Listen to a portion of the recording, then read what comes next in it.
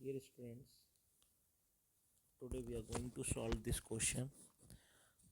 This question is very important as for IIT and from exam as well.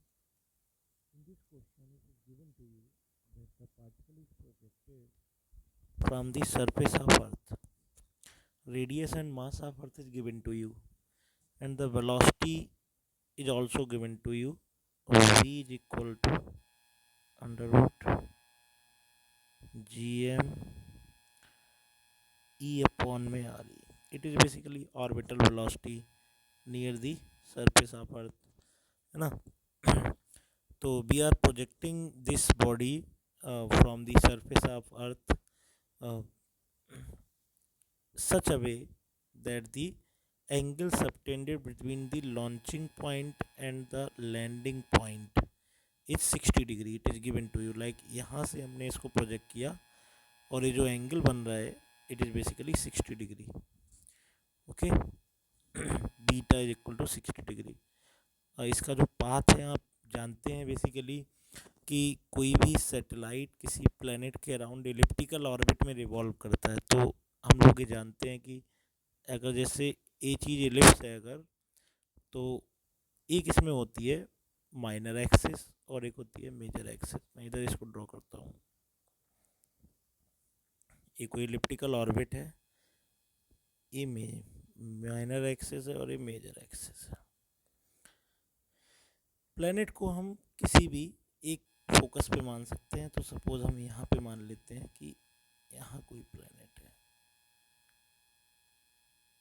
ठीक है. Satellite revolve कर रहा है इस ऑर्बिट में इस तरह से. Satellite is revolving like this. We already know that the length of major axis is 2a and length of minor axis is 2b. Minor axis का लेंथ होता है 2b, ठीक है. हम यहाँ पे ये चीज़ जानते हैं कि इस जगह से फोकस तक का जो डिस्टेंस होता है ए, इसको हम लोग ए ई लिखते हैं. ए ई है ना, ए ई. तो इस हिसाब से हम लोग ये समझ सकते हैं कि यहाँ पे जब सैटेलाइट होगा तो वो इससे सबसे दूर पे होगा. तो ये जो डिस्टेंस होगी आपकी, ये बेसिकली होगी R max. It is basically R max, maximum separation between the satellite and planet.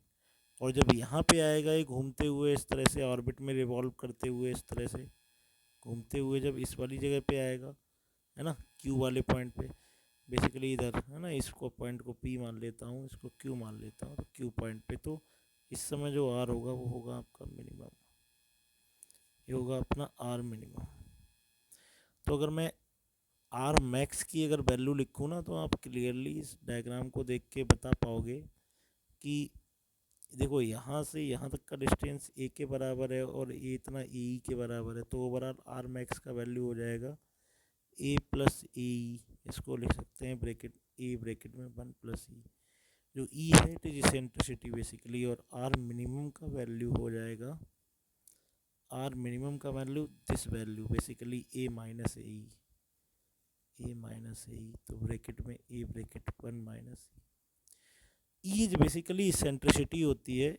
और इसेंट्रिसिटी का फॉर्मूला आप जानते हैं, eccentricity equal to under root 1 minus semi minor axis upon semi major axis.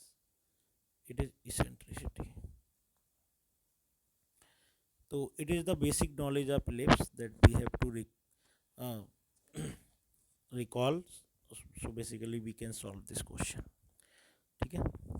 तो यहाँ पे इस पर्टिकुलर क्वेश्चन में हमें दिया हुआ है कि हम किसी चीज़ को अर्थ की सरफेस से रिवॉल्व लाइक लॉन्च करते हैं और वो इस तरह से ऑर्बिट में घूमती हुई, इस तरह से ऑर्बिट में घूमती हुई और एक जगह पे हिट करती है. और जो लॉन्चिंग और लैंडिंग पॉइंट के बीच का एंगल है सेंटर के साथ, जो आर्क एंगल बना रहा है इट इज 60 डिग्री. तो अपने को बताना है find the maximum separation of satellite from the centre of earth.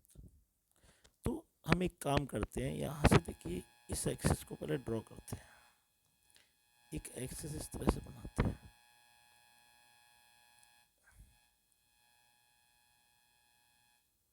ये एक्सिस हमने बना ली, थोड़ी सी सीधी बना देते हैं, ये एक्सिस हमने बना दी, ठीक है। और आप ये जानते हैं कि जो अर्थ है वो बेसिकली किसी फोकस पे होगी, एक फोकस पे होगी, ठीक है ना। तो आप जरा इस बात को समझिएगा जो मैं बोल रहा हूँ, कि मैं इस जगह से लॉन्च किया और यहाँ आके हिट किया, तो ये ऑर्बिट जो है वो एलिप्स है। तो अगर मैं इस जगह को मिलाते हुए अगर ऐसे एक लाइन बनाऊँ जो हिट, जो आपके लॉन्चिंग पॉइंट और लैंडिंग पॉइंट को कनेक्ट करती हुई जो लाइन बनेगी, ये बेसिकली आपकी माइनर एक्सेस बन जाएगी। क्योंकि ये बेसिकली यहाँ से हमने प्रोजेक्ट किया था, ए पॉइंट हमने मान लिया सपोज, ए पॉइंट ए से प्रोजेक्ट किया था और बी पे जाके लैंड कर रहा है, तो ये बेसिकली एक ऑर्बिट को ट्रेस कर रहा है जो कि हमारा इलिप्टिकल ऑर्बिट है, ठीक है। तो ए कहीं ना कहीं आपका क्या है, माइनर एक्सिस, ठीक है। तो आप ये बात जानते हैं कि जो देखो ये चीज़ जो है वो रेडियस ऑफ अर्थ है, तो अगर ये पूरा एंगल अगर 60 है तो ये एंगल कितना होगा, 30 डिग्री, और नीचे वाला एंगल भी कितना होगा, 30 डिग्री। तो क्या हम ये वैल्यू पूरी बता सकते हैं? एक्चुअली ये वैल्यू जो होगी वो बेसिकली वैल्यू किसके बराबर होगी, माइनर एक्सेस है ना, तो ये 2b के बराबर होना चाहिए था, 2b। और ये वैल्यू अगर हम निकालें तो देखो आर ई का अगर हम कंपोनेंट लेते हैं तो ये वाली जो वैल्यू आएगी वो आएगी आर ई साइन थीटा, यानी आर ई साइन 30। नीचे वाली वैल्यू भी कितनी आएगी, आर ई साइन 30। तो ओवरऑल 2b किसके बराबर हो जाएगा, 2 RE साइन 30। आप जानते हैं साइन 30 का वैल्यू 1/2 होता है, तो इससे कट जाएगा।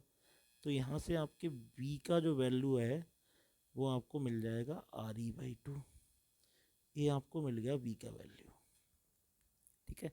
सेमी माइनर एक्सिस अपने को एसेंट्रिसिटी निकालना है किसी तरह से, तो b का वैल्यू मिल गया, a का वैल्यू और मिल जाए। a का वैल्यू देखो कैसे मिलेगा, आप ये बात समझेंगे। आपको इस तरह से देखना है, जरा एनर्जी पे फोकस करना है सैटेलाइट की, है ना, एनर्जी पे। तो देखो लॉन्च करते समय जो काइनेटिक एनर्जी होगी वो किसके बराबर होगी, 1/2 इंटू मास m, और वेलोसिटी की जगह पे अंडर रूट में GME/RE, इसका कर दो स्क्वायर। ये काइनेटिक एनर्जी हो गई। और हम सरफेस से लॉन्च कर रहे हैं तो वहाँ पे पोटेंशियल एनर्जी क्या हो जाएगी, माइनस में GMM, बेसिकली GME इंटू में मास ऑफ सैटेलाइट, और अपॉन में सरफेस से लॉन्च करने का मतलब डिस्टेंस RE हो जाएगा। इतना हुआ टोटल एनर्जी। और आप ये जानते हैं कि रिवॉल्विंग सैटेलाइट का जो टोटल एनर्जी है वो इसके बराबर होता है GME इंटू M और अपॉन में 2a के बराबर, इसके बराबर होता है ना। टोटल एनर्जी सैटेलाइट की होती है माइनस में GMM अपॉन में 2a कर दिया। तो देखो GME और यहाँ भी स्क्वायर करने के बाद हम कट कर सकते हैं, है ना। तो इसको देखो जरा सॉल्व करते हैं, तो कहीं ना कहीं अगर आप देखोगे तो इधर हम इसका स्क्वायर करेंगे तो सभी में से GME ये सारे फैक्टर कट जाएंगे, है ना। तो ओवरऑल आपको जो मिलेगा यहाँ से, देखिए क्या मिलेगा आपको, एक मिनट,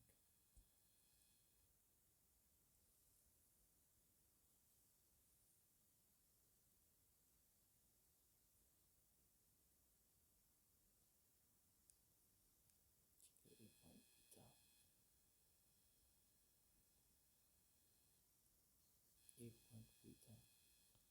हाँ तो इसको सॉल्व करेंगे, देखो क्या मिलेगा आपको, ये मिल जाएगा आपको 1/2 मास m GME अपॉन में RE माइनस में GME m अपॉन में RE is equal to minus में GME m अपॉन में 2a।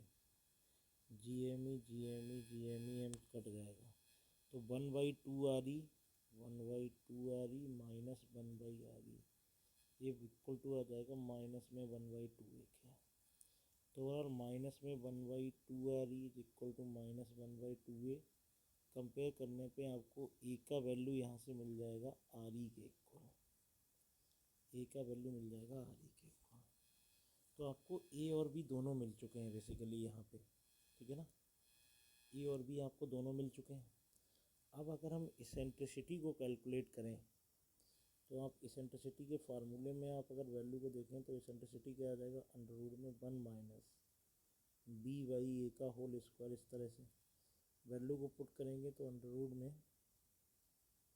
1 माइनस बी की जगह पे कितना, बी का वैल्यू किसके बराबर आ रहा है, यहाँ देखो आर ई बाई 2 के बराबर आ रहा है, और जो ए है वो आर ई के बराबर आ रहा है। इस तरह से इसका स्क्वायर करो, आर ई से आर ई कट जाएगा, तो ई का वैल्यू आ जाएगा अंडर रूट में 1 माइनस 1/4। तो ई का जो वैल्यू आ जाएगा वो रूट में 3/2 आ जाएगा। ये आ जाएगी आपकी इसेंट्रिसिटी, ठीक है, इसेंट्रिसिटी आ गई। हमसे ये पूछा है calculate the maximum separation of particle from the centre of earth. तो वहाँ पे जानते हैं कि जो मैक्सिमम सेपरेशन होता है, मैक्सिमम सेपरेशन आर मैक्स, उसका फार्मूला आप जानते ही हैं सेंटर से। क्या फार्मूला होता है इसका, ए ब्रैकेट में 1 प्लस ई। तो यहाँ वैल्यू को पुट करें तो R max is equal to A की जगह पे तो आर ई है, और 1 प्लस इसेंट्रिसिटी है √3/2। तो ये वैल्यू हो जाएगी आपकी सेंटर से मैक्सिमम डिस्टेंस, ठीक है। तो अगर ऑप्शंस के अकॉर्डिंग देखें तो आपका जो पहला ऑप्शन है वो करेक्ट ऑप्शन है, ठीक है। एक बात यहाँ पे ध्यान रखने वाली है, कई बार आपका जो मैक्सिमम सेपरेशन है वो सेंटर से ना पूछ के सरफेस से पूछ लिया जाता है ना। तो अगर आप पूछा जा रहा है कि मैक्सिमम सेपरेशन फ्रॉम सरफेस, तो कोई दिक्कत वाली बात नहीं है। अगर मैक्सिमम सेपरेशन डी मैक्स पूछा जा रहा है तो आपको क्या करना है भाई, आर मैक्स जो है वो सेंटर से है, और सरफेस से पूछा जा रहा है तो सेंटर से सरफेस तक की डिस्टेंस किसके बराबर होगी, आर ई के। तो इसमें से बस आर ई को सब्ट्रैक्ट कर दोगे, तो जब आर ई को सब्ट्रैक्ट करोगे तो आपका सरफेस से डिस्टेंस कितना आ जाएगा, √3/2 आर ई, ठीक है। तो ये भी आपसे पूछा जा सकता है। तो एक बहुत ही इम्पोर्टेंट सा एक क्वेश्चन था, ठीक है, जो हम लोगों ने अभी सॉल्व किया। आई होप आप समझ गए होंगे। फिर भी अगर कोई दिक्कत है तो you can comment, I will reply, ठीक है ना। यहाँ पे आप हर चीज़ आपको क्लियर होगी। अगर कोई चीज़ नहीं क्लियर है तो एक बार इस एंगल का थोड़ा बता देता हूँ कि इस तरह से अगर कोई सर्कल है, आप जानते हैं कि इस तरह से अगर कोई सर्कल होता है और क्या आप इस तरह से कोई कुछ इस तरह से है ना, कि इस तरह से ऐसा है, इस तरह ए एंगल 30 है, ए बी एंगल 30 है, और ए आर ई है। तो आप जानते हैं ना कि ए वैल्यू कितनी हो जाएगी, आर ई साइन 30, और नीचे वाली वैल्यू भी कितनी होगी, आर ई साइन 30, है ना। तो इन दोनों को ऐड करके ही कितना आ रहा है, 2 ई साइन 30, वही हमने यहाँ पे लिखा है, जो कि किसके बराबर है, सेमी माइनर एक्सिस के। तो आई होप आप ये चीज़ समझ चुके होंगे, ठीक है। अगर इसमें कोई दिक्कत है तो आप बताइएगा। Okay, thank you everyone.